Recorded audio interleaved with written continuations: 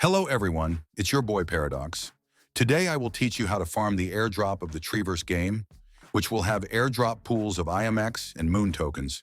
I have prepared a complete and very simple guide on how the game works. Let me show you. First of all, you need to create an account on Epic Games Launch. I will leave all the links that will appear in the video in the description and pinned comment. Then you will type the name of the game we will be playing to farm the airdrop. You will type Treeverse and then download the game. After downloading, click Start. As soon as the game starts, you will need to log in with your immutable account. Logging in is simple with a Google email.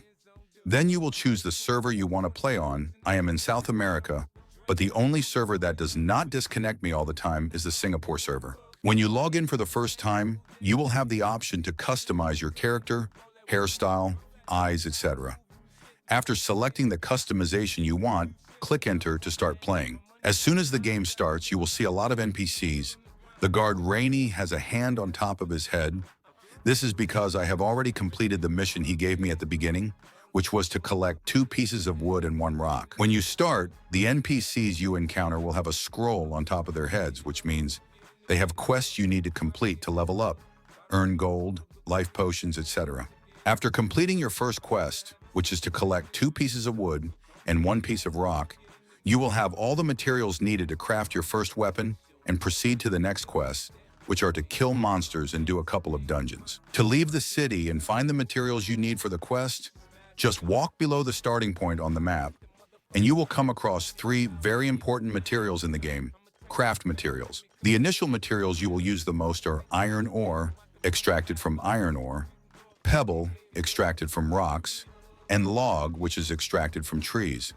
To collect the materials, just press the letter F, and the character will start gathering them. Now, we will move a little further down the map, where we will find a dungeon spot. This dungeon will be the first one we complete.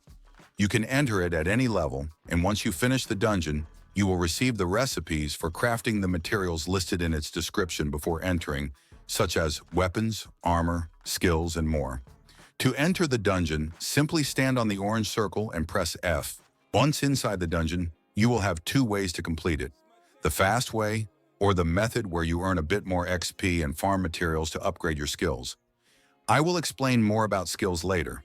The fast way simply involves walking to the end of each stage in the dungeon and moving on to the next stage until you reach the final one where the boss is located.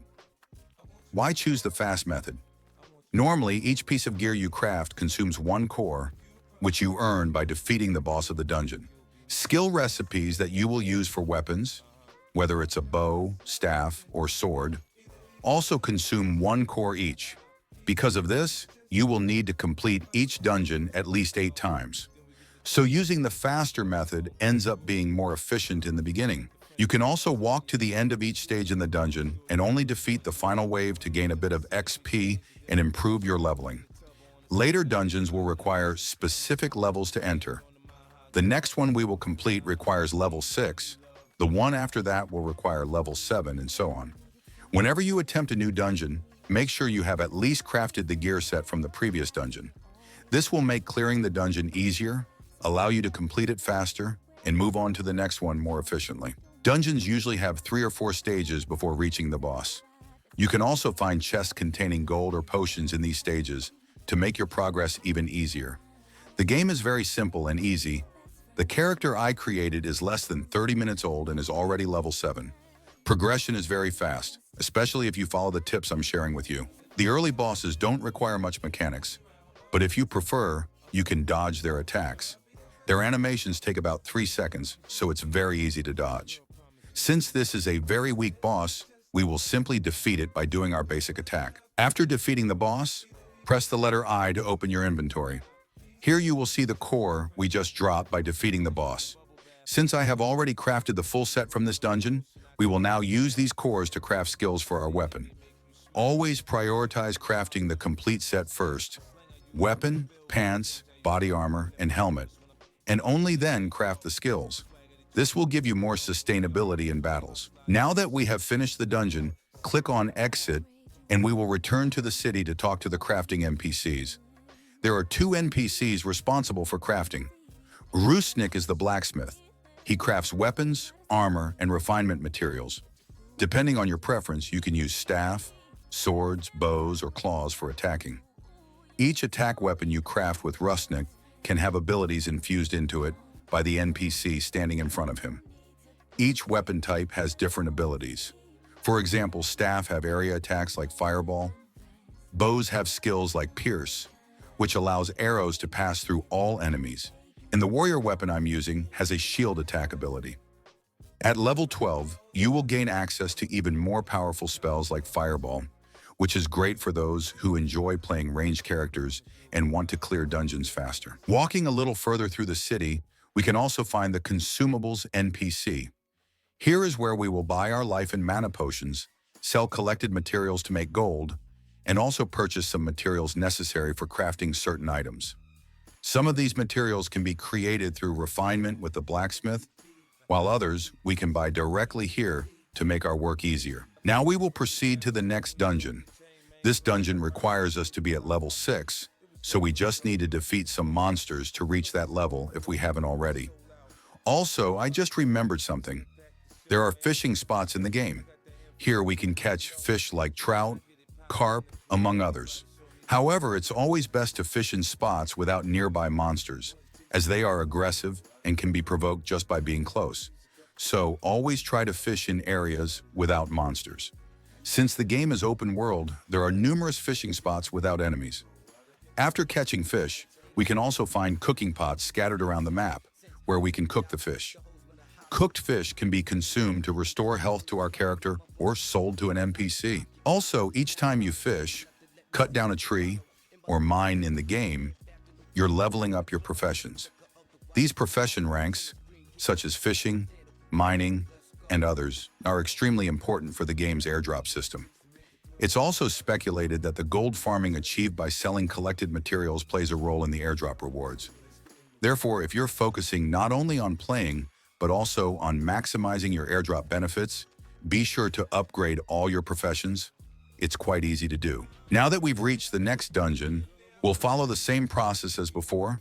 Progress through the stages until we reach the boss, then defeat it. Upon eliminating the boss, we'll receive the corresponding core for this dungeon, which we'll use to craft the second part of the dungeon's gear set. Now we exit the dungeon. This time we'll use a new method to return to the city. In many maps, we might find ourselves a bit far from town, so we'll use these portals located on the ground in certain areas. They allow us to teleport directly back to the city or to other maps. As mentioned earlier, we will repeat the dungeons until we complete the full gear set from each one. This will make our progress easier and help us smash the subsequent dungeons more efficiently. This was my second time completing this dungeon, so I'm crafting the second part of the set. Once I have all the pieces, I will craft the weapon skills, and then I'll move on to the next dungeon, which requires level 7. One thing worth mentioning is that the game is free to play. However, to be eligible for the airdrop, you need to own one of the NFTs. It's not expensive. The cheapest one is around $5, and you can acquire it through the immutable wallet, which is quite straightforward. I'll leave a link in the description for anyone interested. It's not mandatory to own any of these items to play the game, but to qualify for the airdrop, you must have at least one NFT in your inventory.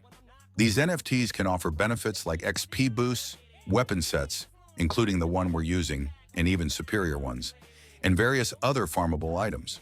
So for those who enjoy a pay-to-fast approach, this option is available. That's it, folks.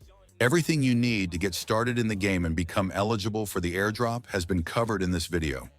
I hope you found it helpful. If you'd like to see more content like this soon, please leave a like, subscribe to the channel, and drop a comment sharing your thoughts about the game. Take care and see you next time.